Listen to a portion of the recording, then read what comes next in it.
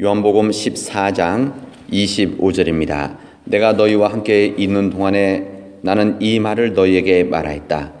그러나 보혜사 곧 아버지께서 내 이름으로 보내실 성령께서 너희에게 모든 것을 가르쳐 주실 것이며 또 내가 너희에게 말한 모든 것을 생각나게 하실 것이다. 나는 평화를 너희에게 남겨준다. 나는 내 평화를 너희에게 준다. 내가 너희에게 주는 평화는 세상이 주는 것과 같지 않다. 너희는 마음에 근심하지 말고 두려워하지 말으라. 너희는 내가 갔다가 너희에게로 다시 돌아온다고 한 말을 들었다. 너희가 나를 사랑한다면 내가 아버지께로 가는 것을 기뻐했을 것이다. 내 아버지는 나보다 크신 분이기 때문이다. 아멘. 여러분 잘 지내셨습니까? 우리 이른 아침에 우리 함께 모여서 기도할 수 있는 이 귀한 은혜, 하나님이 주시는 은혜가 우리에게 우리 삶들을 변화시켜 나갈 수 있는 복된 시간들이 되어지기를 바랍니다. 오늘 날씨가 좀 차네요. 자고 낮 기온도 좀 떨어지던데 여러분 감기 걸리지 않도록 여러분의 몸을 잘 관리를 하시고 또 따뜻하게 잘 입고 다닐 수 있으시기를 바랍니다. 평화의 노래, 이 평화의 기도라는 부분이 있습니다. 여러분 아시 프란시스코가 부른 오 주여 나로 하여금 당신의 평화의 도구가 되게 하소서라고 하는 이 성시가 있습니다. 이것은 뭐 성경에 있는 것은 아니지만은 그러나 성경의 말씀을 우리는 이해를 하는데 일반 사람들이 성경은 아니지만 그러나 성경의 정신이 그대로 담겨져 있는 이 성시고 그 다음에 이것은 이제 노래로 벌써 우리는 평화의 기도다. 그래서 이 부분을 우리 함께 부르게 되어집니다. 오 주여 나로 하여금 당신의 평화의 도구가 되게 하소서 부분입니다. 이게 벌써 1100년대에 불렀던 시이기 때문에 이 아시 프란시스코 우리 삶에 있어서 우리 모든 믿음의 사람들에게 영향을 주고 있는 한 사람입니다. 미움이 있는 곳에 사랑을 알게 하소서. 범죄가 있는 곳 용서를, 분쟁이 있는 곳에 화해를, 절망이 있는 곳에 진리를, 의심이 있는 곳에 믿음을, 그 모든 가운데 희망을 주소서. 슬픔이 있는 곳에 기쁨을 심게 하소서. 이런 시입니다. 저는 이 평화의 기도, 우리가 주님의 당신의 평화의 도구가 되게 해달라고 하는 지금부터 근 1000년 전의 이 주님의 간절한 기도가 지금 우리 이 시대에 우리가 기도해야 되는 간절한 기도가 아닌가 생각을 해봅니다. 우리로 하여금 평화의 도구가 되게 하소서. 우리가 믿음으로 살아간다는 것, 믿음 안에서 예수 그리스도의 제자로 살아간다는 것은 저는 이 부분을 좀 이렇게 잘 묶으면 뭔가 우리가 이 땅에 평화의 도구로 살게 하고 우리가 평화의 도구로 이 세상에 섬기게 해 주십시오 라고 하는 부분입니다. 평화를 위한 도구라는 이야기입니다. 오늘 우리들이 예수님의 발자국 우리 5번째인데 저는 오늘 예수님의 발자국 가운데 평화라고 하는 예수님이 걸어가신 평화라고 하는 발자국을 함께 나누려고 합니다. 예수님께서 이 땅에 오셨을 때 하늘의 천군 천사들이 하늘에는 영광이고 땅에는 평화다. 예수님께서 이 땅에 오신 것은 하나님께는 영광이 되어지고 이 땅에 평화가 임하기 위해서 오셨다라고 천군 천사들은 찬양을 하고 우리에게 알려주십니다. 이 부분은 단순히 천군 천사의 노래가 아니라 어떻게 보면 하나님께서 이 땅에 예수 그리스도를 보내신 목적이자 또 예수 그리스도 이 땅에 오셔서 하시고자 하는 하나님의 뜻이 이 땅의 평화였다. 이 부분입니다. 이 평화라고 하는 것은 무슨 단순히 전쟁이 없는 상태만을 말하는 것은 아닙니다. 우리 성경에 우리 구약 성경에 샬롬이라고 되어져 있는 이 표현은 그래서 이 부분은 이스라엘 사람들이 인사를 할 때 샬롬 그렇게 하지 않습니까? 하는데 우리말로는 안녕하십니까? 라고 하는 부분입니다. 우리말로면 안녕. 어떻게 보면 우리 한국말이 안녕이라고 하는 것이 굉장히 여러 가지 편한 의미가 더 들어있다 생각하는데, 이 사람들에게 안녕하십니까? 라고 하는 이 질문은 이 사람이 단순히 전쟁이고 싸움이 없는 이 상태가 아니라 우리 모든 삶 자체가 온전하느냐, 이 부분입니다. 그래서 사람들에게 안녕하십니까는 아주 좋은 인사입니다. 그래서 우리 삶 전체가 온전히 모든 것들이 다 잘 조화로워서 맞추어져서 온전해진 상태, 이것이 우리 한국식으로 우리말 한다면 이게 평화에 가깝지 않겠는가. 이 평화라고 하는 거가 이제 한자에서 나왔지만은, 그러나 뭐 안녕도 뭐 한자지만은, 그러나 우리 그냥 쉬운 우리 이해로서는 안녕, 이것이 바로 성경에서 말하는 평화다, 이렇게 말을 할 수가 있습니다. 우리 성령의 뜻 앞에 순종을 하고 성령의 인도함을 받게 되어지면은 우리는 성령의 열매를 맺게 되어집니다. 이 성령의 열매라고 하는 것, 이것은 우리가 성령의 은사 부분이 있고 성령의 열매가 있는데, 이 성령의 은사라고 하는 것은 우리 자신들이 능력이 있고 없고, 또 우리 자신들이 성결하고 그렇지 않고, 이거 관계없이 하나님께서 그 사람을 통해서 이루시려고 하는 뜻이 있다면 성령 은사는 주어지는 겁니다. 때로는 하나님께서는 믿지 않는 사람들에게까지도 이 은사를 통해서 이 세상이 하나님 뜻대로 살아나가기를 원하시고 있는 겁니다. 그러나 우리가 믿음 안에서 살아나가고 우리가 하나님의 뜻대로 살아가려고 하고, 또 성령의 온전한 인도하심을 받는 사람들에게 주신 하나님의 은혜는 성령의 열매 부분입니다. 이 성령의 열매, 이 9가지 성령의 열매, 뭐 더 없겠습니까마는, 그러나 성경에서 사도 바울이 말하는 성령의 열매라고 하는 것은 이 9가지 부분입니다. 여러분 뭐 종종 이야기하지만 여기에 세 번째가 평화, 화평이 있지 않습니까? 그러니까 우리가 온전한 믿음의 삶을 살아나가고, 믿음의 삶을 살아나간다고 하는 것은 이 땅에서 우리가 성령의 인도하심을 받고 성령의 뜻 앞에 순종을 하고 그 길을 살아가는 건데, 우리에게 이 믿음의 온전한 길을 걸어갈 때 맺혀지는 것이 평화의 열매라고, 평화라고 하는 겁니다. 그러니까 우리들이 내 믿음의 삶을 온전히 살아가고 있는가? 우리 가정이 온전히 하나님 뜻대로 살아가고 있는가? 또 우리 교회가 믿음의 그 길을 성령님의 인도하심 앞에 순종하고 있는가? 이것을 볼 수 있는가가 뭔가? 평가할 수 있는 건 뭔가? 내가 평화의 삶을 살아가고 있는가? 내가 평화의 사람인가? 우리 평화의 가정인가? 평화의 교회인가? 이것을 보면은 우리 교회가, 우리 가정이 내가 평화의 길을 열매가 맺혀지는가를 알 수 있게 되어집니다. 이 평화라고 하는 것은 예수님께서 오실 때도 그 평화 때문에 오셨다 했는데, 이 땅에 평화를 위해서 오시고, 또 예수님의 모든 말씀들을, 여러 가지 복음의 말씀들을 이렇게 잘 모아서, 이 부분을 뭐 한두 마디로 표현할 수는 없지만 이것이 모아진 상태가 이게 평화가 아닌가. 저 어제 말씀 준비하고 묵상하면서 그런 생각을 했습니다. 이 복음이 모아진 거, 이 복음이 모아져서 이 복음이 살아있는 거가 겉으로 드러나는 것이 평화겠구나, 이런 생각입니다. 예수님께서 예루살렘에 입성하실 때 이제 그 예루살렘에 있는 이 사람들을 보고 우시는 장면이 있습니다. 성경 그 부분 있죠? 이때 이 부분이 이렇게 되어져 있습니다.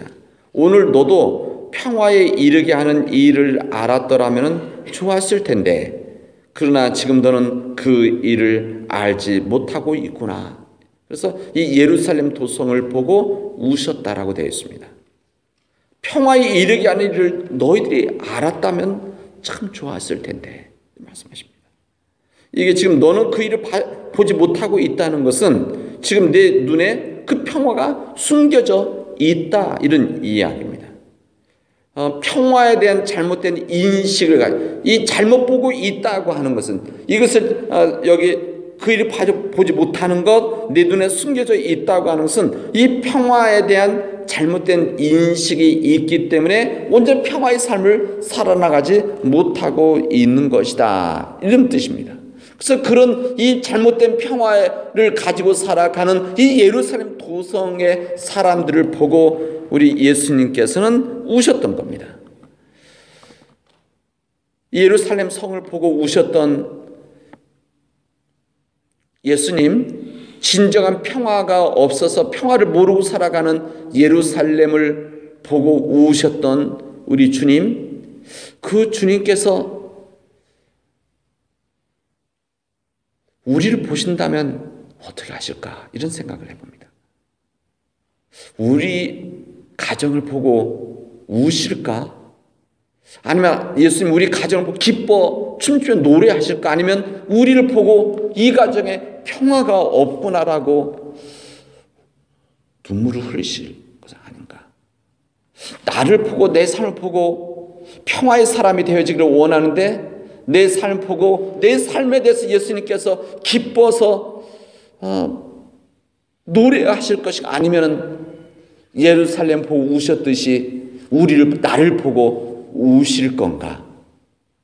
우리 한국교회에 대해서는 우리 예수님께서 어떻게 하실까? 이런 질문을 하고 마음 아파지게 되죠.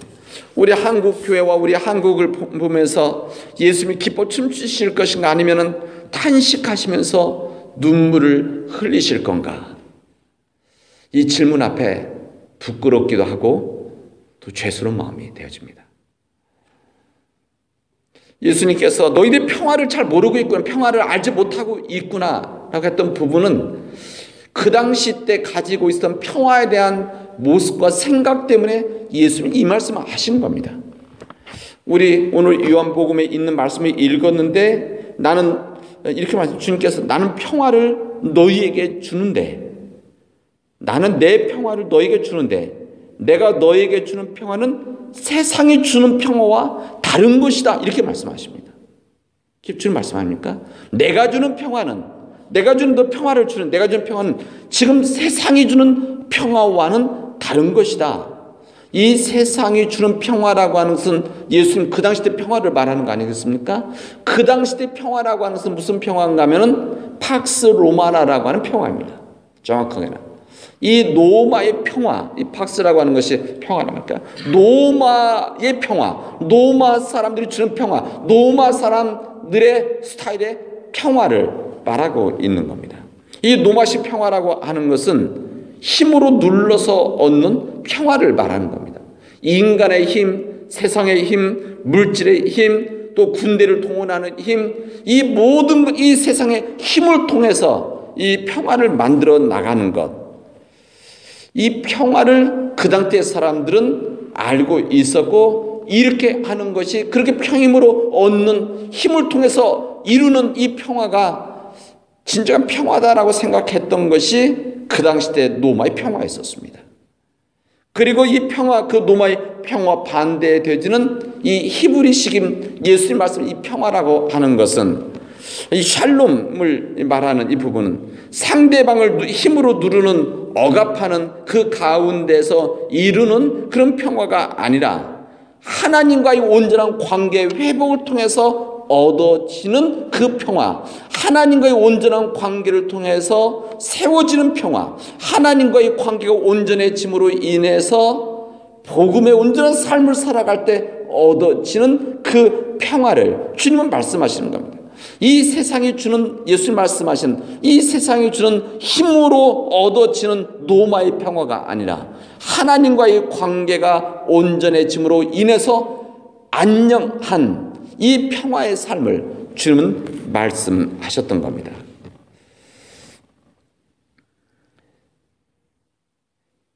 이런 평화에 이 대비되는 이 삶이 우리 성경에서는 삭개오에게 주어집니다. 그렇지 않습니까? 이 삭개오는 이제 예수님을 만나고 나서 거듭났을 때 자신의 절반을 가난한 자에게 나눠주고 자기 자신의 힘으로 눌러서 뺏은 것들은 4배로 갚겠다, 이런 이야기, 고백을 하게 되어집니다. 그리고 믿음의 삶을 살아가게 되어집니다. 여러분, 이 삭개오는 예수님을 만나기 전까지는 로마의 평화를 생각했던 겁니다.